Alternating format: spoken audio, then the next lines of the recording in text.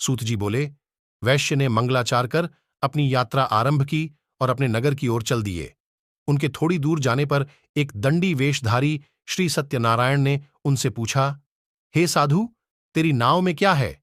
अभिवाणी वणिक हंसता हुआ बोला, हे दंडी, आप क्यों पूछते हो? क्या धन लेने की इच्छा है? मेरी नाव में तो बेलव पत्ते भरे हुए हैं। वैश्य के कठोर वचन सुन भगवान बोले, तुम्हारा वचन सत्य हो। दंडी ऐसे वचन कह वहां से दूर चले गए। कुछ दूर जाकर समुद्र के किनारे बैठ गए।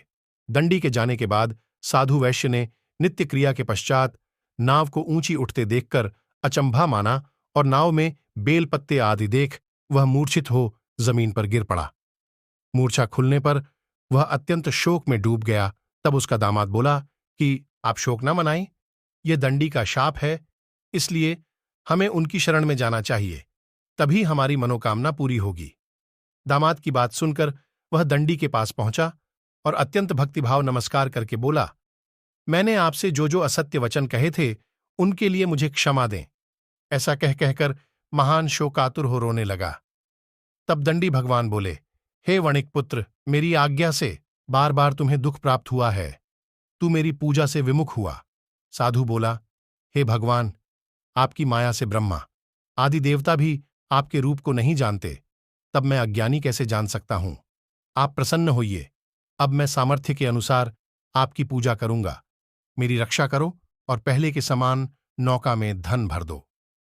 साधु वैश्य के भक्तिपूर्वक वचन सुनकर भगवान प्रसन्न हो गए और उसकी इच्छानुसार वरदान देकर अंतर्धान हो गए। ससुर जमाई जब नाव पर आए तो नाव धन से भरी हुई थी। फिर वहीं अपने अन्य साथियों के साथ सत्यनारायण भगवान का पूजन कर अपने नगर को चल दिए। जब नगर के नजदीक पहुंचे तो दूत को घर पर खबर करने के लिए भेज दिया। दूत साधु की पत्नी को प्रणाम कर कहता है कि मालिक अपने दामाद सहित नगर के निकट आ गए हैं। दूत की बात सुन साधु की पत्नी लीलावती ने बड़े हर्ष के साथ सत्यनारायण भगवान का पूजन कर अपनी पुत्री कलावती से कहा कि मैं अपने पति के दर्शन को जाती हूं, तू कार्य पूर्ण कर शीघ्र आ जा।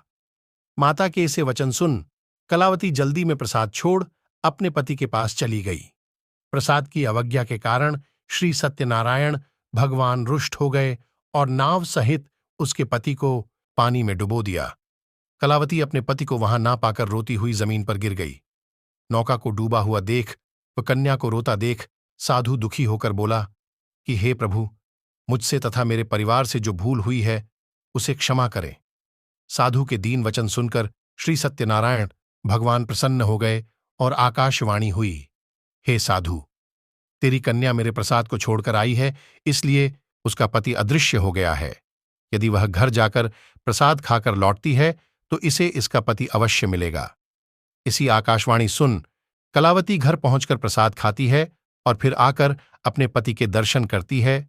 उसके बाद साधु अपने बंधु बांधवों सहित श्री सत्यनारायण भगवान का विधि विधान से पूजन करता है।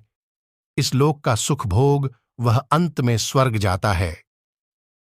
उन्नीति श्री सत्यनारायण व्रत कथा का चतुर्थ अध्याय संपूर्ण।